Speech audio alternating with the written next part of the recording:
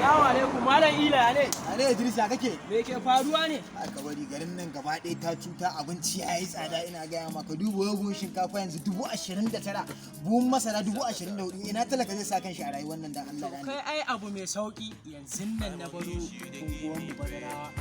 Ahmad Tijjani mai girma gwamna insha Allah 2023 sai ya ci gwamnan Kaduna. Wai wannan ne kake ta zubo min labari? Tijjani Ahmad Sani mana. Ba dai gane da nake ji fa lokacin takarar na ya fito yana kai a sama sai jefa ma talaka kuɗi yake. Shi an ba shi hau ba? Shi ba shi ya hau ba na gaya ma amma Allah da 2023 sai ya ci gwamnan Kaduna insha Allah. Ga wani labari na ji an ce yana nan yana raba buhun shinkafa ya fi buhu 5,000 yana ta rabawa raguna ku ya raba sun fi 10,000.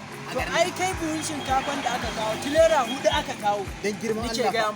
Tun daga kan kaga yanzu Badarawa, Malali, Faru, Anguwan Dosa, kawo shi hayin banki ba inda ba a raba ma wannan shinkafa wallahi.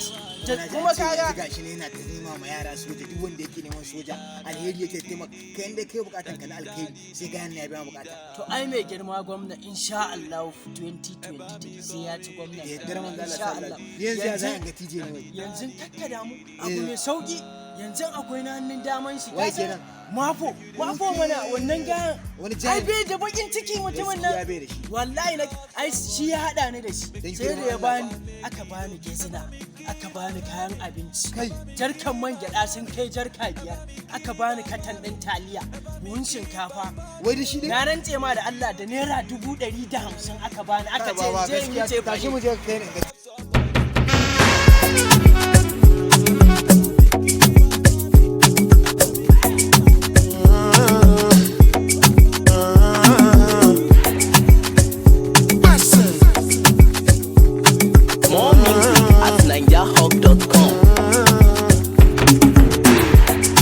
Charge my energy, I no get time for no